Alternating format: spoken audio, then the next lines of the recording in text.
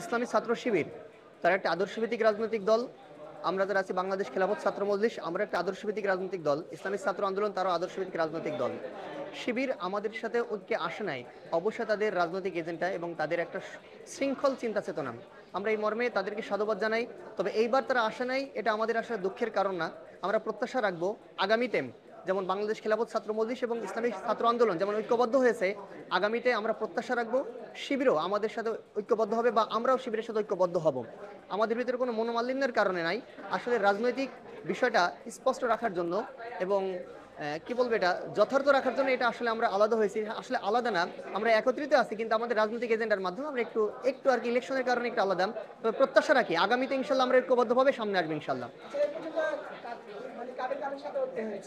এই পর্যন্ত বাংলাদেশ খেলাফত ছাত্র মজলিস, আল্লামা মামুনুল হক সাহেবের ছাত্র সংগঠন, রাজনৈতিক ছাত্র সংগঠন এবং ইসলামী ছাত্র আন্দোলন, চরমনায় পীর সাহেব হজরতের ছাত্র সংগঠন, রাজনৈতিক ছাত্র সংগঠন, এই দুই ছাত্র রাজনৈতিক সংগঠন ঐক্যবদ্ধ হয়েছেন এবং এই ঐক্যবদ্ধের মাধ্যমে আমরা পুরো বাংলাদেশি ইসলামিক রাজনৈতিক দলগুলোর প্রতি এই বার্তা প্রদান করতে চাই এবং মুসলিমদের প্রতি এই বার্তা প্রদান করতে চাই, আমরা প্রত্যাশা রাখি ঐক্যবদ্ধ ইসলামী শক্তি আগামীতে আসবে। আমরা ছাত্র যখন ঐক্যবদ্ধ হয়েছি, আমাদের আকাবির ও আমাদের বড়রা ঐক্যবদ্ধ হবে, আমরা প্রত্যাশা রাখি ইনশাল্লাহ।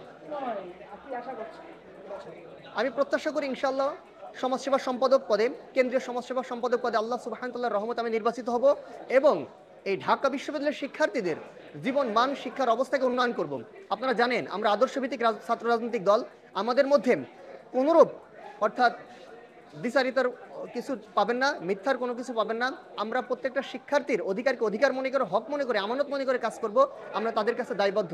আমি প্রত্যাশা রেখে আমি বলতে চাই, আমি ঢাকা বিশ্ববিদ্যালয়ের শিক্ষার্থীদের ভাই হতে চাই, তাদের খাদেম হয়ে একটা বছর সমাজসেবা সম্পাদক পদে আমি তাদের সেবা করার সুযোগ চাই ইনশাল্লাহ।